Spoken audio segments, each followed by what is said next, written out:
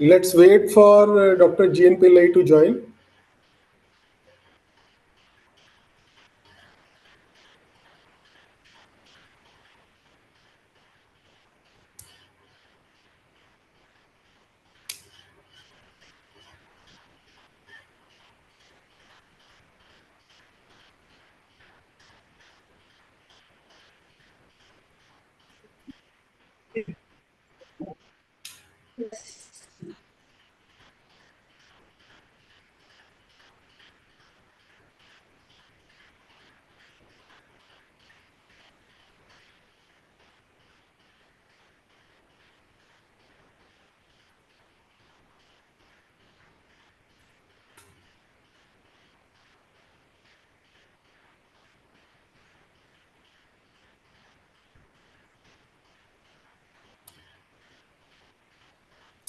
कल हमारा वो कब है, फीडबैक सेशन कब है? फीडबैक सेशन हमारा है कल 12 बजे, 12 से 15। 12 से 15 ना? There is one small information. Tomorrow there is a one feedback session from 12 to 1. So I request all the participants to please join for the this feedback session tomorrow. And we have to make a recording of that as well, so that we can submit it to the AICTE. So I request all of you to please join for the feedback section also tomorrow. Exam की वो हम कल ही बता देंगे, after lunch बता देंगे.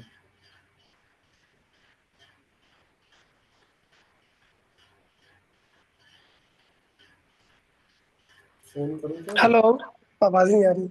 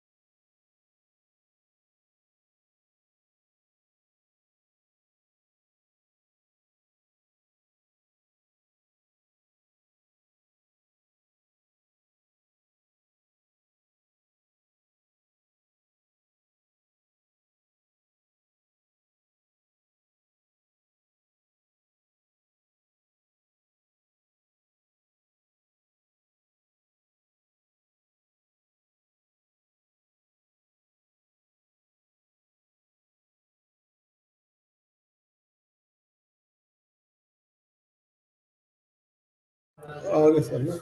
So I welcome Dr.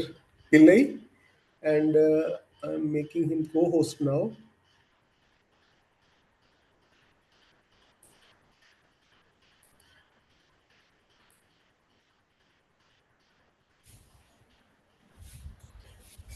So I welcome Pillai sir for sparing his valuable time for being here. Am I audible, sir? Yes, yes, I can hear you. What about you? You can hear me or not? Yes, yes, sir. Yes, sir. Sure, Okay. sir. So I have made you co-host. You can share your screen. Okay, okay, okay. And before that, let me introduce Dr. Pillai sir for Pillai sir. He is a professor in Electrical Engineering Department, IIT Roorke. He also holds a joint appointment as a professor in the Mehta Family School of Data Science and AI at IIT Roorke. From 2020 to 2023, he has also served as head of the department of Electrical Engineering Department. Before that, he earned his PhD in electrical engineering from IIT Kanpur in 2001 and completed his postdoc at Ulster University, UK during 2002 to 2003. His research focus is mainly on machine learning, soft computing, and AI applications in control system. And he also served as faculty at NIT Kushetra for lot of for many years, and then he joined IIT Roorke. So his mainly papers are in IEEE transactions and IET generation, transmission, and distribution. So I welcome him for this presentation. Thank you. I shared the screen. Is it visible or not? Sir, it's Hello. not it's not visible, sir. It's not Okay, visible okay, just yet. just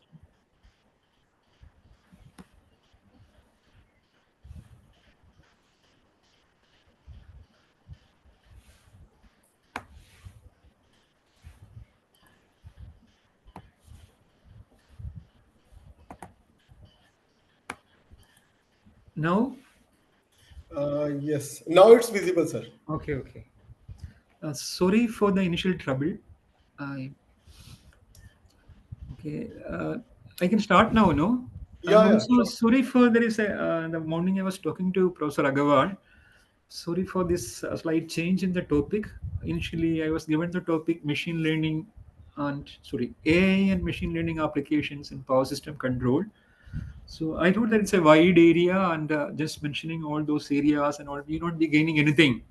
So I just thought take one application, that is electrical load forecasting, and how to apply transformers, that is the latest architecture in neural networks to it. Otherwise, it will be a broad area mentioning something. You will not gain anything in it. I hope you will be focusing on the remaining part of the lecture so that you can understand something. No, transformers for an electrical engineer is, it's something different. What I am mentioning, it's a neural network architecture that came in 2018. So to understand that, maybe I'm just skipping these load forecasting importance and all. Professor Agarwal was saying there's already one lecture on load forecasting and all. So the topic here is how to use advanced neural network for electrical load forecasting. So since this network is an advanced neural network, so you have to understand what exactly it is. I just added some more slides so that you'll be getting some. See, first of all, understand. Can you see this diagram here? There is what is meant by artificial intelligence or what is machine learning and all. No, artificial intelligence is a broad area where everything like genetic algorithm or fuzzy logic, everything comes under this umbrella. But Sir, machine can learning, you yeah. can you put the presentation in presentation mode in your Oh, okay, okay, okay. The presentations are seen or not, Professor Yes, Agarwal? sir. Yes, it's Okay, visible, sir. It's okay. visible. So what I was mentioning is AI, the term artificial intelligence is a broad term comprising many things. A program that can sense, reason, act, and adapt. where search techniques or genetic algorithms or fuzzy logic, neural networks, everything comes under this umbrella. So machine learning is a part of it, where machine learning means with experience, if a program is getting better, we say that machine means this computers and all. No, computers learn with experience. Learning with experience means if you have more and more data, it will improve the performance of that machine learning technique will improve. That is called machine learning. So under machine learning, we have so many topics like support vector machines or decision trees or ensemble learning or artificial neural network. Many things are there. So artificial neural networks is one of the part of machine learning. I should have I should have drawn one more circle. So this deep learning is coming under artificial neural network. That is, multi-layer neural networks are used for solving the problems now. So hope you got that overall idea. Artificial intelligence is the biggest umbrella comprising everything. And then machine learning, under machine learning, artificial neural network is a part of machine learning. Under this artificial neural networks, deep learning comes. So before that, maybe why this topic is important in the sense that I think Professor Agarwal was also there. We were evaluating the progress of a PhD seminar in NIT Kurukshetra. So he was doing load forecasting, some application in power system where he was using still the conventional network or maybe LSTM or recurrent neural networks, etc. No, but now you can have overall picture of this neural network model. The first diagram shows artificial neural network. Those research started in 1960s, and then to 70, 80, 70s there was a lull. There was a funding and all for this INN research stopped because of the incapability of those networks. Then 1980 again they picked up because of backpropagation. But then almost 1995, 2000, 2005, this CNN, convolutional neural network came. And also this recurrent neural networks exist long before, but then the shortcomings of those recurrent neural networks were later solved using LSTM, etc. But now these are all past. This 2018, one breakthrough in neural network research, something called transformer came up. And then diffusion model, although it came in 2011, in 2021 also onwards, this diffusion model and transformers, the present status of this neural network research is they are the latest models which can perform better than all other previous neural networks. So somebody is doing some research in this classification or regression. This forecasting is it's a regression problem. We wanted to predict some continuous quantity. So then we have to use these two techniques. Diffusion model for forecasting and all, it's just starting it. So this is the time you have to join to for that research, but it's not well developed. But now transformer models are there, which gives the best performance among all the forecasting models. So I thought that first of all we'll understand what is this transformer model. I was again in the morning, I was asking Professor Agarwal, what about the audience, whether they know something about artificial neural networks. He was saying maybe 50% of the audience, they know it and all. So I very fast, I deleted some load forecasting slides and I included something basic ANN and all. I hope you will try to understand, no, not to see those, whatever I am saying, please listen and try to gain something. I'm just introducing the first architecture. It started in 1950s and all. That is conventional neural networks, no, artificial neural networks. Before that, there is something called very latest topic AGI. Everyone must be. I think you must know about this topic. That is called AGI. Means AGI stands for artificial general intelligence, a type of AI with human level capabilities that can understand, learn, and apply intelligence across a wide range of tasks, unlike the current AI systems that are designed for specific functions. You know, people say this transformer, etc., or diffusion model, etc., are the starting of this AGI, AGI, artificial, that means it can exceed human artificial general. This chat GPT and all. This is the starting of artificial general intelligence topic, people say. And again, chat GPT also uses the neural network transformer model. Okay, so now to understand transformer model, you must know something little bit about conventional neural networks also. We said this is first conventional neural network, then 2000 onwards CNN 2005, then RNN, then transformer 2018, diffusion model in 2021, where this box may transformer and diffusion model, we say there is a starting of AGI. There are companies researching on AGI, means human level capability for these techniques also. Okay, and just these slides I just introduced in the morning so that someone is not knowing what is an artificial neural network. See, first of all, you have to understand what is meant by a data set. You can see a table here. This is a data set consists, we have 8 samples are there, or 8 instances are there. We say that examples, 8 examples are there. Normally, in being a deep learning problem and all, we have thousand millions of examples. This is just for demonstration. In this data set consists only 8 examples. Sir, your slide is not moving. It's not moving, I It's think. not moving. No. Oh, what is happening? I think. Yes. Now it's okay. No. There is now it's working. Yeah, Okay. ANN, for example, it's coming. Oh, sorry about that. Now I just in the presentation mode it is. Now you can see it or not? It's still not. Okay, then I think then now you can. It's okay, sir. It's okay. Maybe then the presentation mode में जाने के time this is going. No, so is this okay or not? This one? It's okay, sir. It's okay. Okay. So we were talking about what is a data set. So suppose this is a data set of 8 patients' data. And this example I made so that people can understand what is a neural network very fast. This data set consists of 8 examples. So we have got some 10 examples or instances. And each example has 2 features. X1 and X2 are features. Features means with this we can identify things.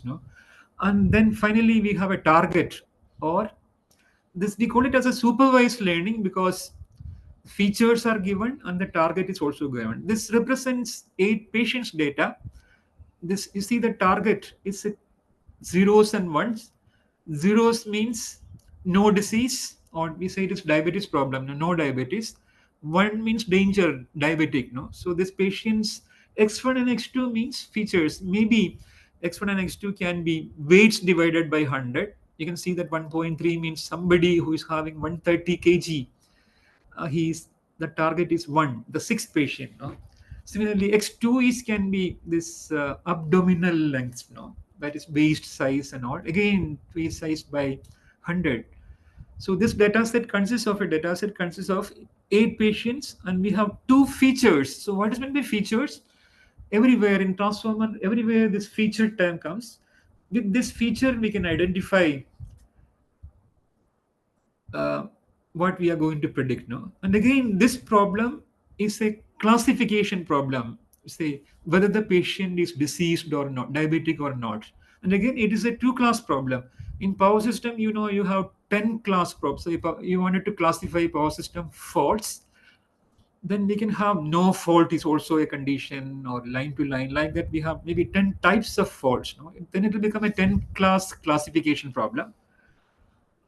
Then also, but here for simplicity, we say there is a 2-class problem. The classes are diabetic or not diabetic.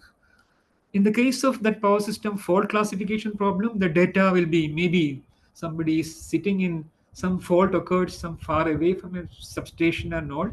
The substation, he can observe what is the current and all. Those current or voltage data, they are the features. Okay, now just for visualization, so what is a neural network means? First of all, using the data, first of all, we divide the data into 2 parts. The first, say, 6 and the remaining 2 in a different set. That first set is called training data. We are making the neural network, constructing the neural network used on those 6 patients' data. But before that, to visualize this 6 data, just see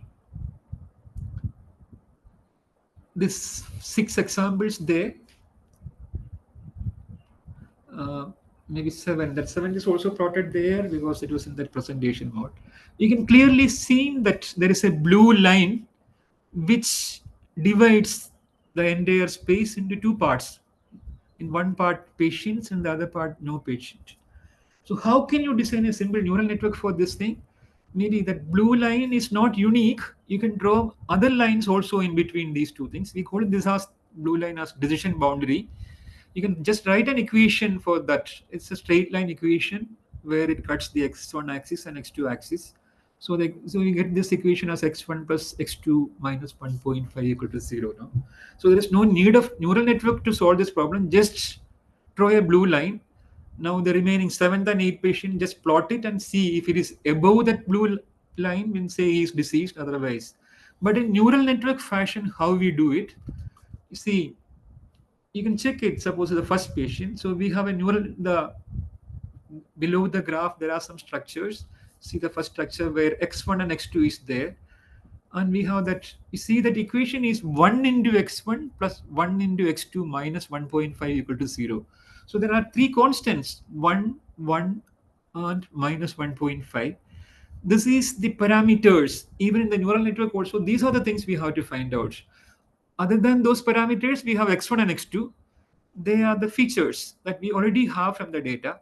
If we can determine those parameters, then we can easily get that decision boundaries equation, and then see how we are going to design a neural network for this. Say the first patient x1 is 0.7, second person x2 is, sorry, person's x2 is 0.7. We are adding that 0.7 plus 0.7, 1.4. And we have, you see that the constant we got is 1, 1 and minus 1.5. The sum is 7.7, that is 1.4. That sum is less than that 1.5, then it will produce a 0. If that sum is greater than 1.5, it will produce a 1. So that is the machine. No? Maybe you can just write a code for this. You see the second diagram towards the right of this, we have x1 and x2, and even that minus 1.5 also we wrote it as like x1 into something, like 1 into minus 1.5. Normally we call this term as bias term. See, we have x1 and x2 as the inputs, and 1 is also an input for the bias term minus 1.5. You see, when you're adding all these things, we call this sum 1 into x1 plus 1 into x2 plus 1 into minus 1.5. That sum is called net. So that net or sum. So output y is 1 or 0. So how we are getting this 1 or 0? We have to find out suitable this 1 and the parameters. The parameters are 1, 1 and minus 1.5. In neural network study, we call them as weights and biases. Even in transformer also, if you can find out the parameters, then we got design is over. This simple network, just we draw a line and then we got all those parameters 1, 1, minus 1.5 and all. But you can see that relation. We are summing up, say for the first case, we are getting 1.4. That 1.4 is less than minus 1.5, then produce. Just write a code, no? If this net is less than 1.5, let the output be 0, otherwise it is 1. So this is the neural network. See, you can see that the second figure, this is something similar to what is happening in biological neurons, dendrites collecting information. That small circle is the neuron where soma or process happens, and then it gives. You can also see a graph there at the bottom of the slide that shows the relation between net and the output.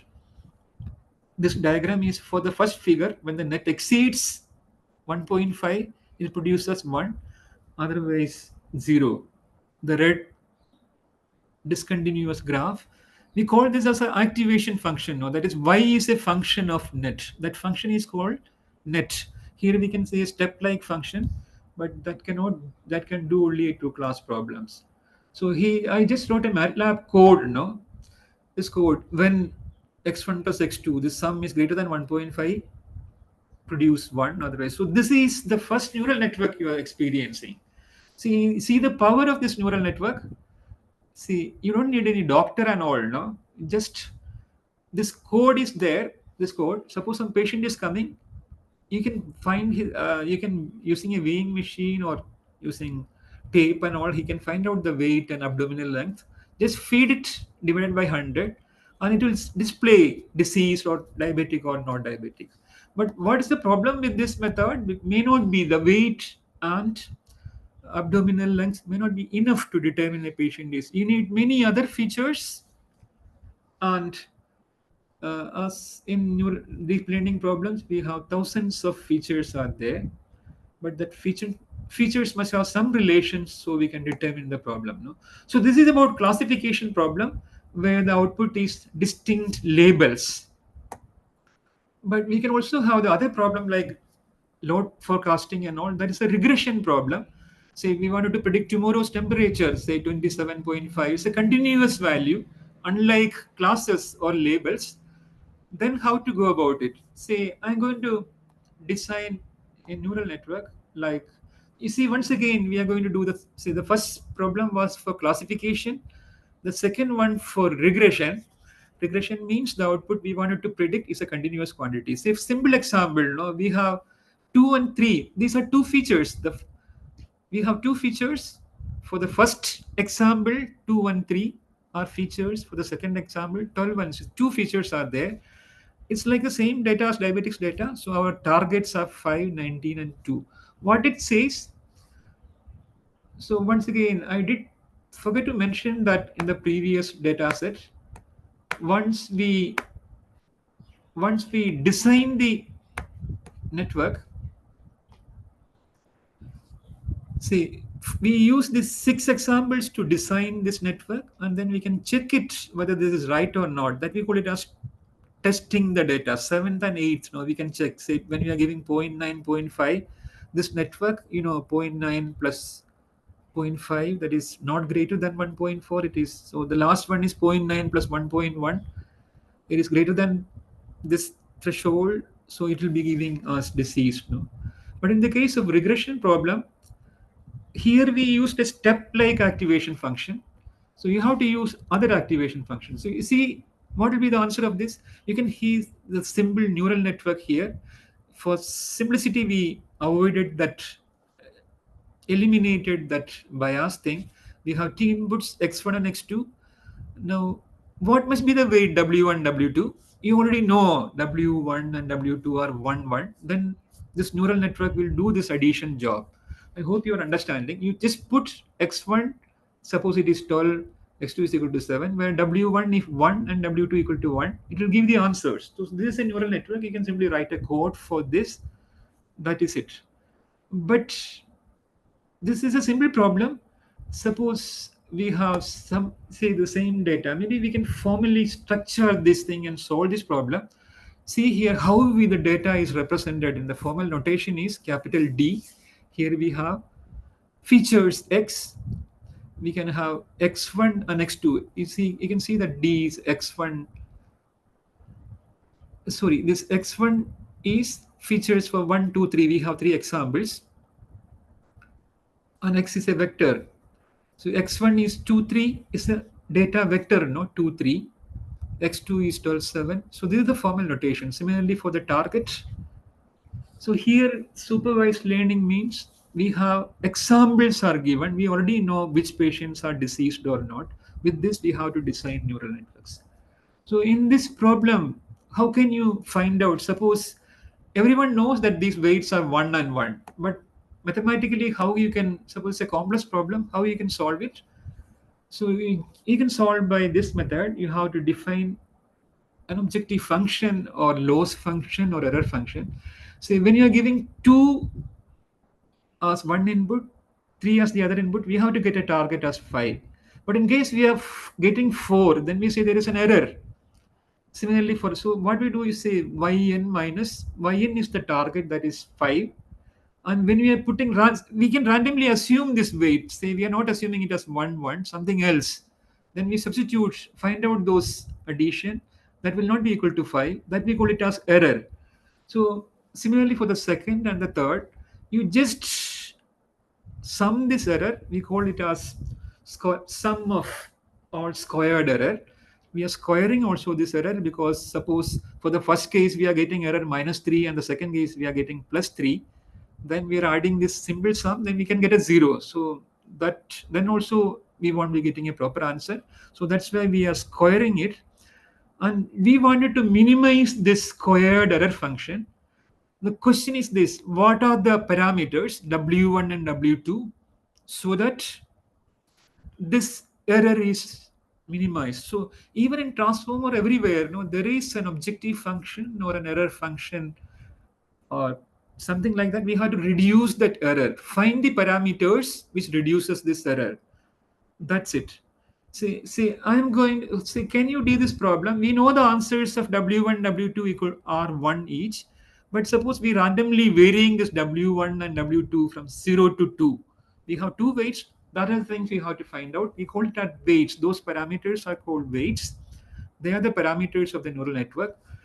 Just have an idea about how to solve this problem in a mathematical way. We are going to vary this weights from 0 to 2. You know the answer. Both W1 and W2, we are going to vary from 0 to 2. We know the answer as W1 equal to 1 and W2. Say, I just wrote a code like this and just varying W1 and W2 from 0 to 2 and then plotted this graph. You'll be getting this plot. You can see this. Are you able to see it? There is a blue diagram. It's a three-dimensional space where the x1, x2 axis are W1 and W2, and the third axis we plotted the error. No, you can see it's a convex shape, and it has a unique minimum. No, and just skipping this, how do you find out this minimum? You can use gradient descent. Start from some value, and that algorithm is an iterative algorithm. At every step, it goes to. Finally, it will go to the minimum point. But understand that this is a simple problem and this error surface is convex. Convex optimization is easy. But in the neural networks, we have millions of parameters. Here we have only two parameters, W1 and W2. And the error surface will be very complex with so many lows and peaks and lows. So here, this problem, see here, what is this error surface? We have to find out the W1 and W2 which minimize the error. From the figure itself, you can see that it is a convex shape. The minimum is W1 and W2. Okay, so this is same thing even in neural networks of transformer or everywhere. The solving this problem and all, but the problem is the error surface will be very complicated.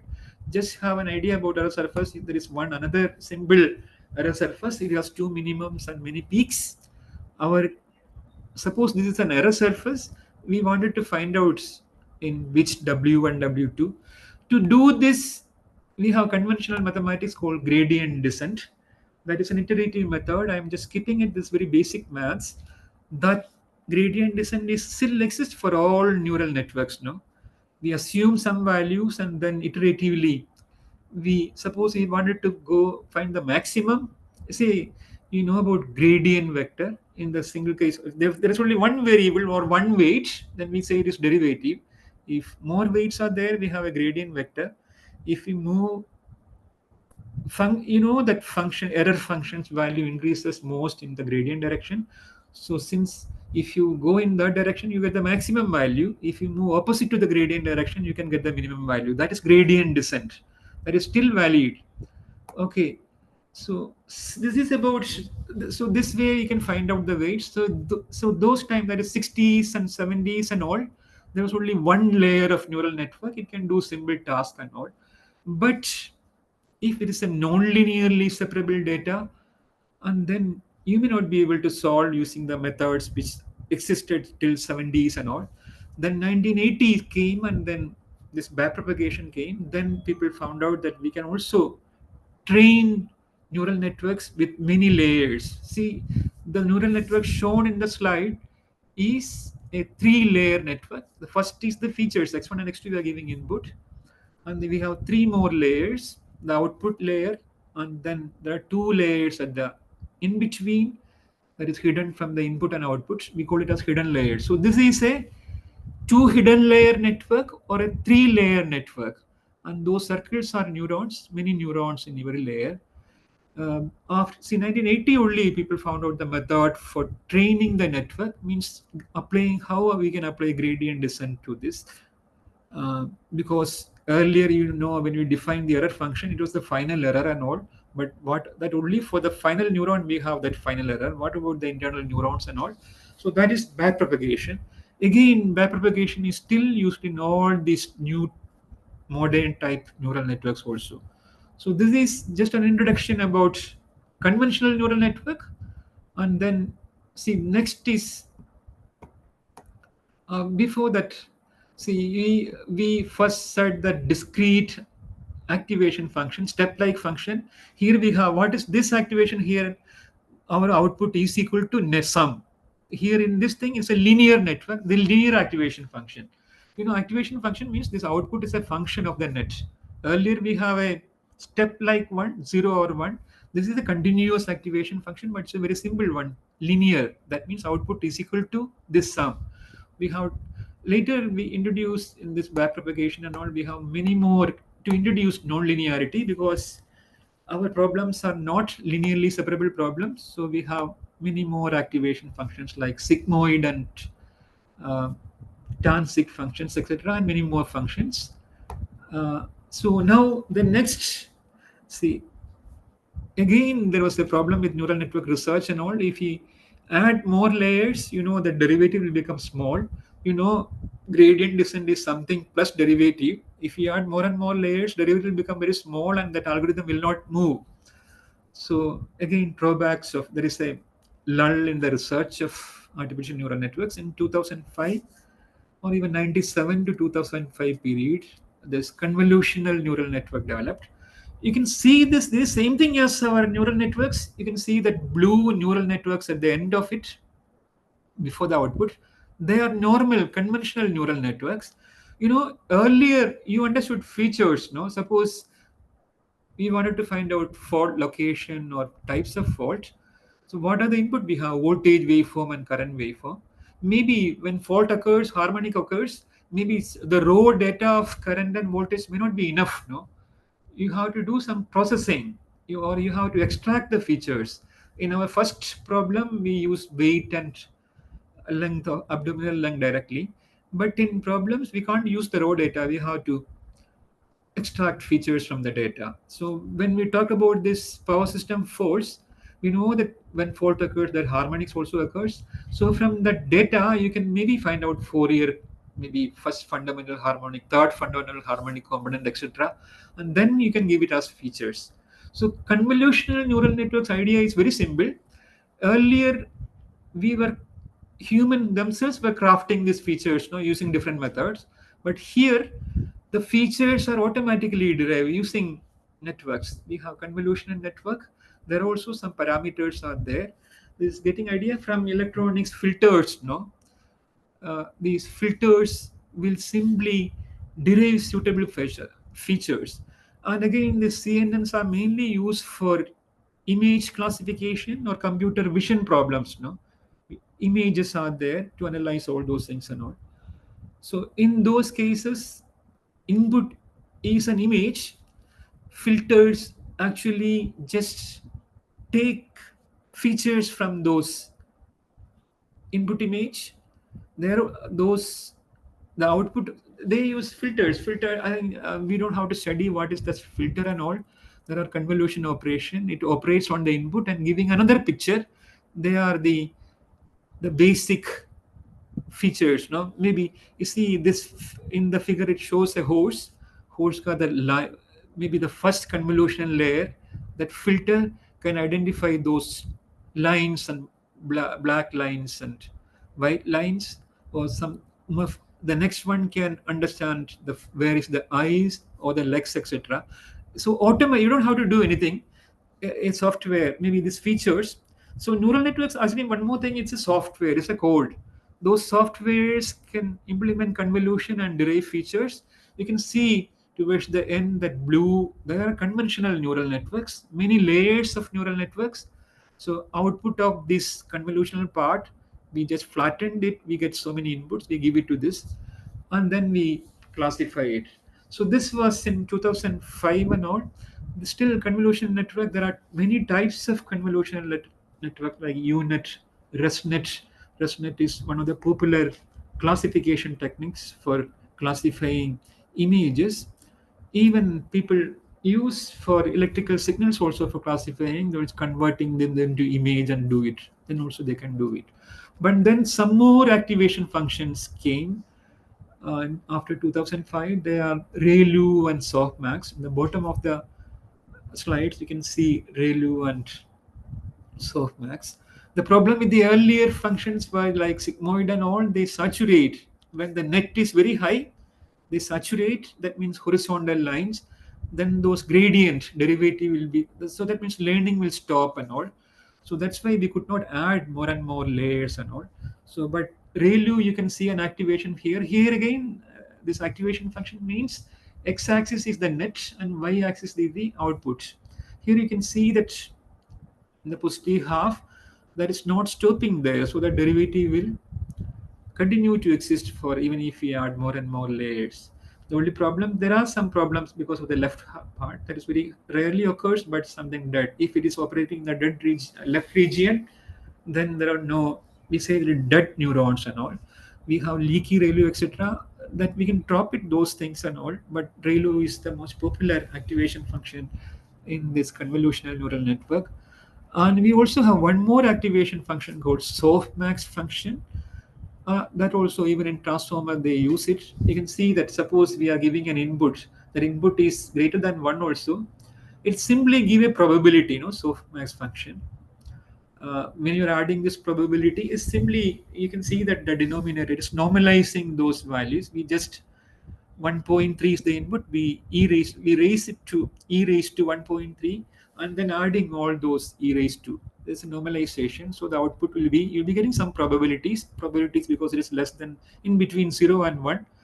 If it's a classification problem, you can say that where, for which class, that 0.9, the second class is the classification classes. This is softmax. These two activation functions came after 2005 and all. And after convolutional network, we have recurrent networks also. This uses feedback. The basic X is the input, Y is the, this is RNN are neurons, but you can see these neurons. Here we have a feedback connection also. Here those expressions are given. When you are giving the input, you assume that already something, some state, ST1, initially it is 0, next time onwards. So this output of this one is, this neuron is HT. That is again fed back to this. We have ST is equal to, next ST is two terms, previous output, previous state ka V. So this is again, we call it as feedback network. You can see that this type of problem like time series or forecasting, we have a forecasting means we have a data of past time. Using that, since it has feedback, it can remember the past. So here you can see that initially the initial state is 0, but once we giving the first input, and although the figure is like this as the top figure, it is continuously, this is a short, this is, we just, what we call it is closed it, maybe we together we are showing it. Actually the actual figure is the second figure. First at the time instant x1 we are giving, at time step 2 we are giving s2 and all. But you can see that when you're applying s2, this is also, we are getting the past output when the input was x1. So this is why it is called feedback. So it can remember the past also because of this. We call it as, it was memory. It has memory. This recurrent networks.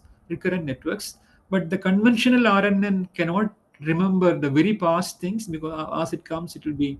So that's why then came LSTM and all. There is something called, there is a state vector it can remember. You can see a straight line like this.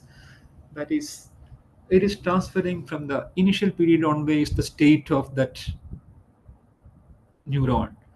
It can remember, we call it as long memory. Conventional network has short memory, but there are added some more structure inside, so it can remember some switches are added there, so it can remember the past, what is to be rejected. See, suppose it is a time series problem or a forecasting problem, maybe some of the time step values were very important.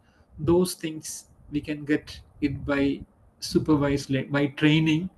What are those important steps, values we can find out using LSTM and all. This is the next, that LSTM thing, 2010, 11, etc. It's contributed.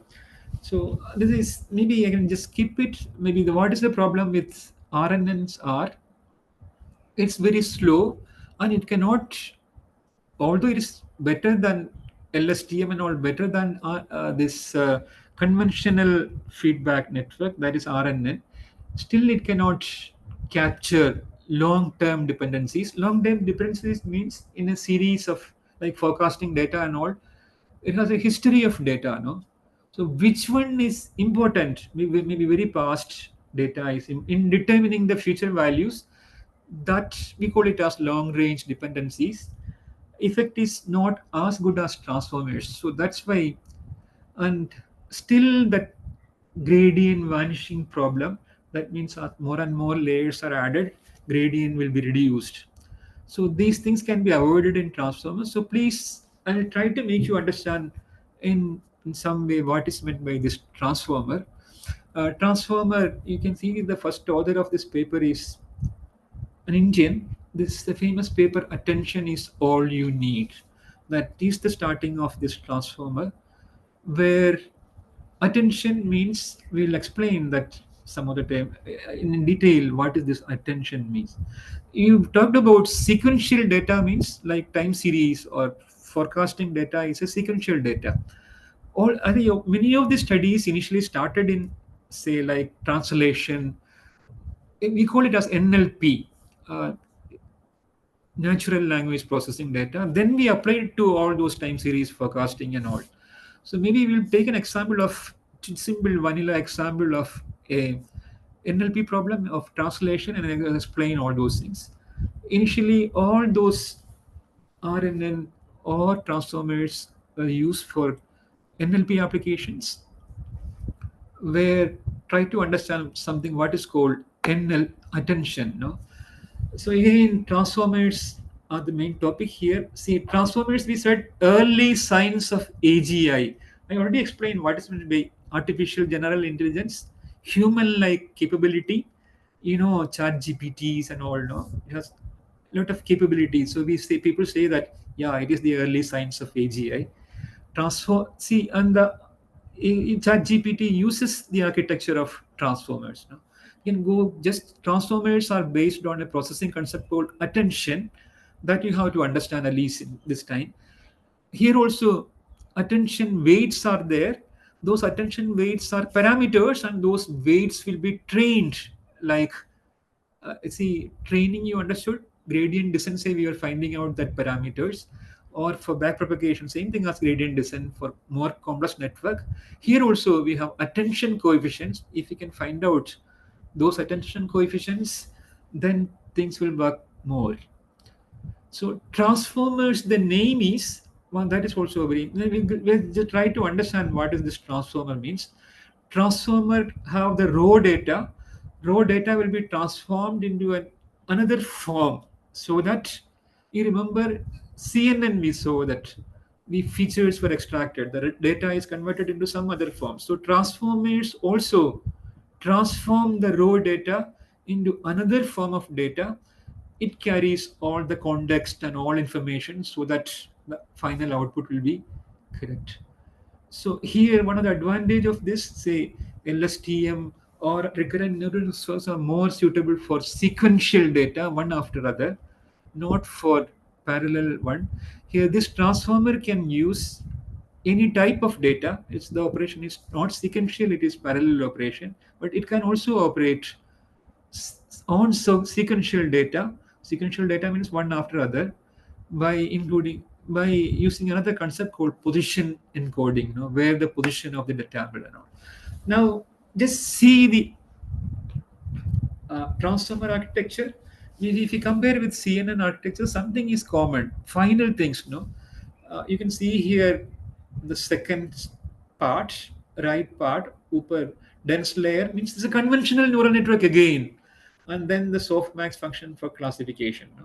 This part is same. Only in the CNN case, the initial parts were convolutional layers. They were deriving the features. Here is also something like this. You can see here the right hand, left hand side. This is the raw data x1, x2, x3 that is transformed into another type using this. The first part we call it as encoder. Encoder means encoding the data into a suitable form, and then the right part we call it as decoder that decodes the encoding data, and then finally the classification or regression thing, no. So we have to understand main part is, you can see that the raw data enters here, and again we are, our example is initially some English sentence for natural learn. Say suppose this problem is a classification problem. So in the left hand side we wanted to translate from English to French or English to Spanish something, so that English words maybe I'll show you some examples so that some idea says. Here you can see that original input, your cat is a lovely cat. This x1 x2, we call this, each word is a token there, no, we have x1 x2 etc. This is the data set. We'll go back before that, something what is meant by attention, no? Attention. So try to understand. See, initially the application was in language processing, like translation or whatever it is, predict the next word kind of things, where what is meant by attention or self-attention, no? Read these two sentences. I swam across the river to get to the other bank. Here each word is a token. Each token is an input. So a sentence contains many tokens.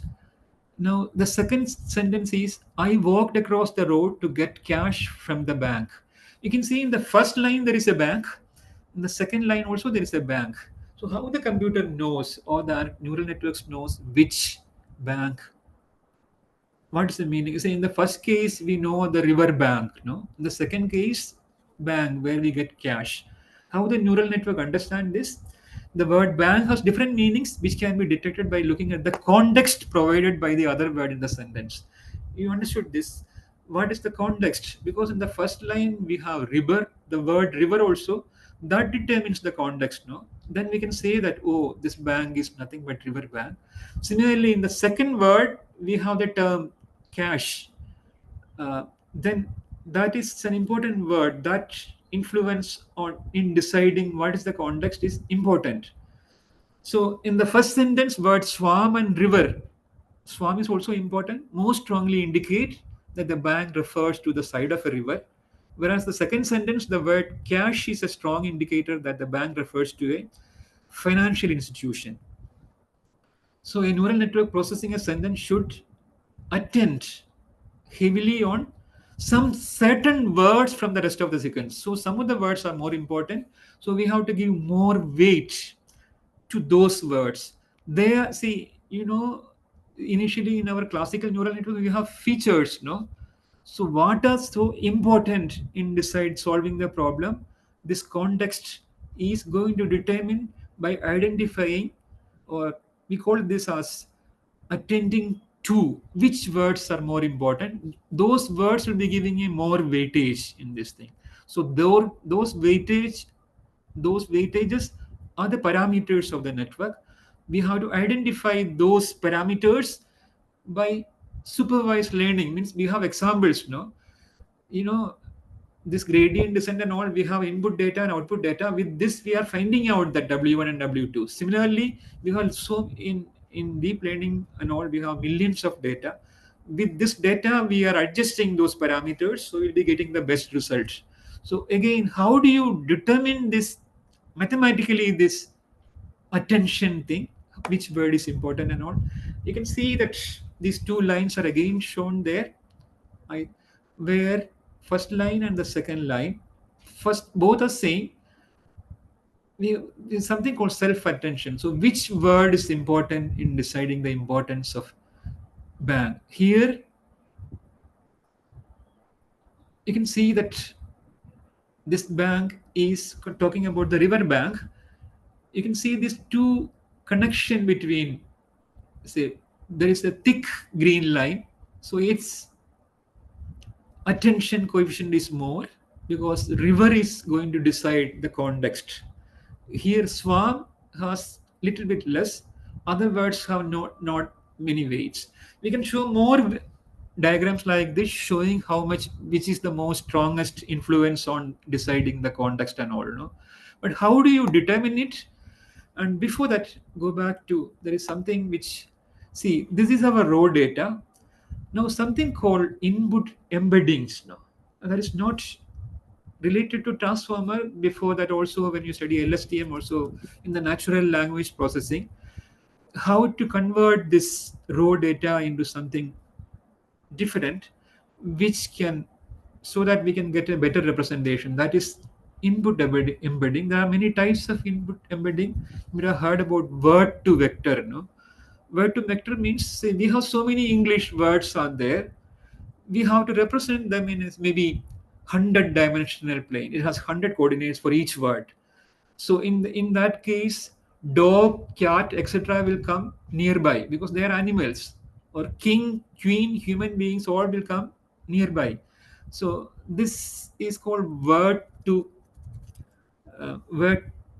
vector representation of English words. No, I hope you understood it. Input embedding means we are converting the vocabulary. Vocabulary is all the English words into another representation where similar meaning words are all आसपास होंगे, very nearby. That is input embedding. There are many already ready-made input embedding softwares are there, but the importance is again we are doing some processing because similar words are nearby in that space. Okay, so that is input embeddings, and then we transform the data using attention network. That is, so first of all, using the software, we map the vectors into embedding space. Word with similar meanings are mapped nearby location is in the embedding space. But then transformer action comes later. A transformer is a richer form of embedding in which a given vector is mapped to a location that depends on the other vectors in the sequence. That means this river and bank will be close. The vector representing bank is mapped to a location close to water in the embedding space of the first sentence and close to money in the second sentence. In the second sentence also there was a bank. So in the second sentence, this embedding money and bank will be nearby places. Why we are doing is this, because the processing will be easier. Maybe now we can see, you have to understand what is meant by a data. So each word in a sentence is, say, suppose here you can see that data is an X matrix where each row is a word, but each word is a vector. No, are you getting this? Say, I just show this. This is a word. Your cat is a lovely cat. So now this your is, these input IDs are maybe in the English library of these words. The position of this word is 105th word is your. Similarly, cat ka is 6587 and all. But this is not our embedding representation. I told you each word is a point here in this setting, a 512 dimension. Each word is represented by, it has 510 components. You can see that the first column vector, this is for the, a word is a token, that word is represented by 500 elements. Now you can see similarly all other words are represented like this, and then this is our data, no, input data. You can see that this is the input data matrix where n tokens are there, the n rows are there if there are n words, And each word is, you see, now it is a row vector. That is, this each is represented by a vector. No, is that a transpose of those vectors are each row is a transpose of each word, and these columns are the features. So how many features are used? 512 features are used to represent each word. So this is the, first of all, this is the input data, we got it, and then we have to transform this into another X bar based on this attention things. That is the first thing you have to understand. This X is the embedded data. That embedded data is using embedded models like word to vectors and all. That is X, and then we convert into transformer output. No? That is, now we can see that how we are going, the mathematics for finding out the attention coefficients. Maybe I think the two things are important in the case of transformer. Since it is parallelly operating, it's not sequential. How, maybe you can understand once again, maybe some idea about.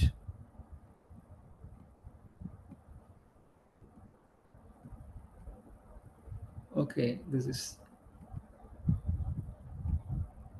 first we can talk about attention thing. Attention, how do you mathematically evaluate it? This is somewhat mathematical, but still you know what are input tokens, no? X1 to Xn. You can see it's a column. Suppose it is a column. They are the input tokens X1, X2. X1 means the first word, X2 is the second word and all. Suppose we have to map that into another form. Transformer is mapping this into another form. Now say X1 corresponding Y1. So we'll be getting X1 to Xn. You remember attention means some of the words have a lot of importance. No? So how do you find out this attention coefficients? With attention, see, remember this X1 is a word, X1 is a column, like X1 is a word, X2 is a word, like up to Xn, this one column of words. Similarly, what we have to get is another column Y1 to Yn. Now we have to find out how this transformed output X1 is transformed into Y, X1 to Xn is transformed into another set Y1, Yn, which carries more context and all. So how do you get it? That is based on the attention. No? Say, suppose you wanted to find out X1 to Xn and Y1 to Yn. Y1 to Yn is the transformed data. How are you getting? Suppose one of the output Y1 to Y capital N, one of the member is say Y small n. How do you get it? That is, we can write it is the linear combination of all the input words, because we saw that river and bank and all, river plays an important role, no? So we are simply writing some coefficient into each word, ANM into XM. XM is all the words, no, X1 to X2, all the words are deciding in getting one output. So what is this Yn? It is the linear combination of input vectors. This ANM, we call it as attention parameters. So if you expand this, we'll be getting any Y1 or Y2, or in general any Yn is summation of m equal to 1 to n. M is for this X1 to X2, ANM. This is a linear combination of input vectors. But our problem is how to find out this ANM. You know, what is ANM? You remember that thick green line and lighter green line and all? Maybe some are having no influence on those. That means this weightage of those words that are attention coefficients that varies from 0 to 1, so that if no importance, then it is 0. Agar fully important, only one word is going to determine the context, then it has all the weight 1, all other have 0. So if you add all the weights, you'll be getting 1. So how do you find out ANM? That is again problem. So that we call something called dot product. There are so many methods for finding mathematically. One of the method used in the initial paper is called dot product. That is like this. Simply find out the dot product of these words. What is that X1 to Xn? What is X1 to Xn is a vector. X1 T Xn. That is the dot product. Dot product shows similarity, and then we write them as something. How much the token xn should be attended will be represented by xm. That is xn t xm. The same thing as its self attention. No, एक sentence में which word is important and all. What we do here is we know that our attention coefficient must be less between 0 and 1 for each n and m. What is n and m? That is x1, n and m are corresponding to x term. No, x. What is this x? X is varying from 1 to n. This n and m can be anything between 1 and n. So x and t xm is the dot product. What is this? This is nothing but softmax. No, we are just finding out for each of the input. We are finding out this coefficient and then convert it into probability. We are just converting this into probability. So you'll be getting for each one this coefficient. A11 means what is, or A12 means what is the importance of the first token between the first token and the second token, like that. So you'll be converting in between this into 0 and 1, and then you apply again this output as you can substitute this value of ANM there. That is the softmax of that dot product. Now the expression will become, you can see that the expression will become something like this. This was already there, and we represented this ANN also XNT like this. If you take all the data, softmax of this will be the y. Here small x was the single vector, here we included. So this is the first step. This is the transformed y. This is the transform y. This y, like convolutional network and all we use to derive features, this transformed data we are going to use for final. There are more thing about this thing. Maybe I think here if we write it, these are all fixed. There are no learning parameters. I remember that all those w1 w2 are iteratively we are finding out, but there's no learning thing happens here. That's why these vectors are we represented in different fashions. We split it into, we defined this x w. We have only single x, that is the input vector. We write it as 3 types. All these matrices are made of x, and x. What we are going to do is, if we use simply change, this is the up to this is we derived. If we are not x and x are finally fixed, then there is no learning. So we are going to change this into something, one more transform, x is equal to xu, where u is the weight. We can determine it. But here also, if you do like this, it will be a symmetric matrix. To avoid the symmetry, we are dividing it into 3 different matrices. All these matrices are created from the data K and Q V matrices.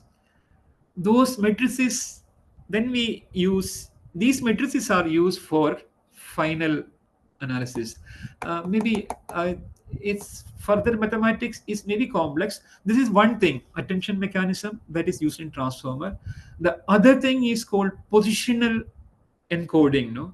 See, we also wanted to find out the position of the word, because if we change the order of the words, it will be, the meaning will be different. So you can see that final block diagram here.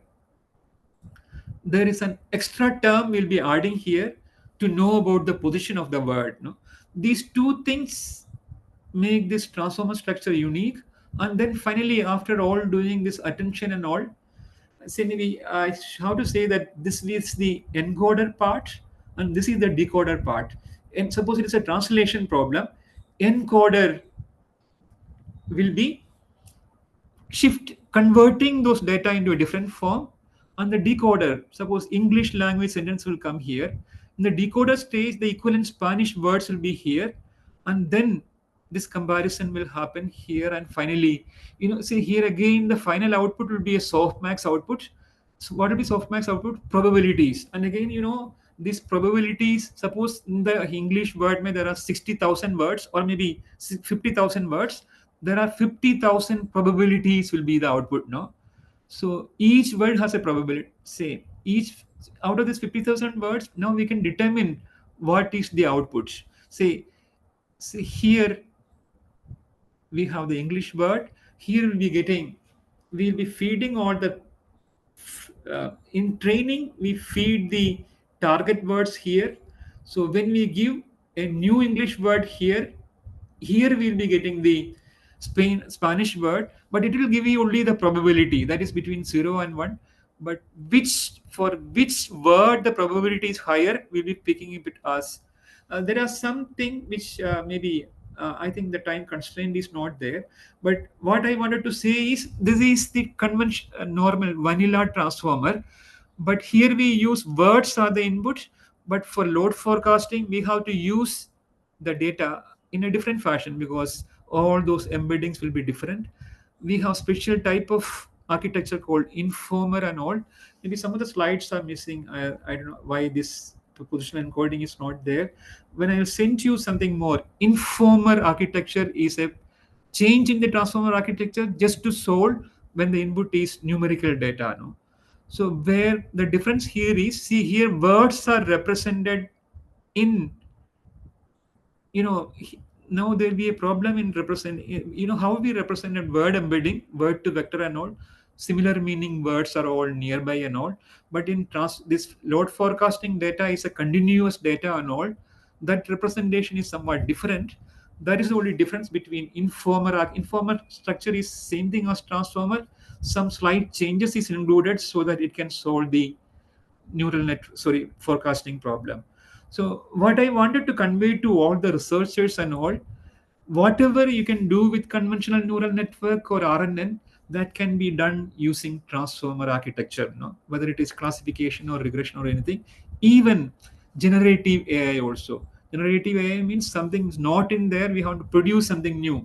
So diffusion models and transformers are the latest architectures, the state of art architectures which can get better performance than all the previous performances.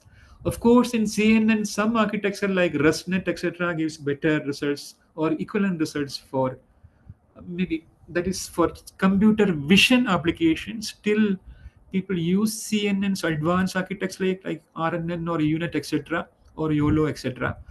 But now there are vision transformers, even vision transformers performance are also exceeding CNN architectures. No, I just stop here because of the time constraints and because I added some initial portions and all. I'll be sending you the complete slides and the references which suppose some students are wanted to do this load forecasting use. The codes are available and all, but you must have some concept. There are two main concepts here is, one is the attention concept, so that the data is well prepared before this regression problem. Again, you see here the final architectures are the conventional neural networks. Dense layer means a neural network. This is the case in the case of CNN also. The data processing part to determine better context are derived using attention mechanism. No?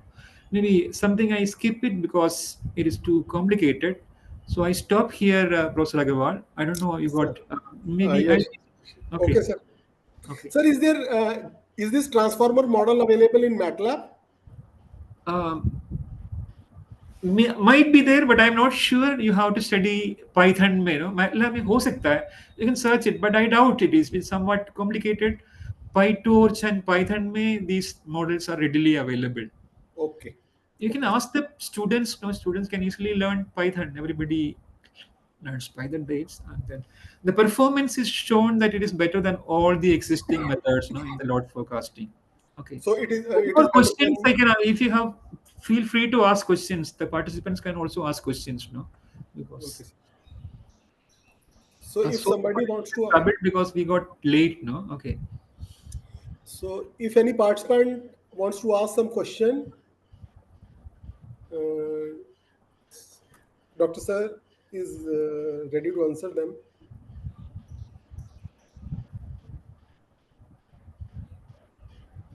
somebody can ask something, no, so that it will become. I thought that somebody heard this lecture and all.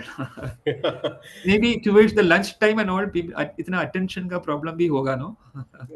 So it is there is one small query. This feed forward neural network, as compared to feed forward neural network, this is means you have found it more powerful for load forecasting. This is this dense layer or feed forward network, the conventional neural network, no? Yeah, They yeah, are yeah. using here also. They are using it, but before that, no, before giving it to them, so the data is prepared in a better way, no, so that all the things For can be learning. very easily For learning. quantified or predicted. Yeah, that's it. Okay, then no questions. Then I'm stop sharing it, and it's okay.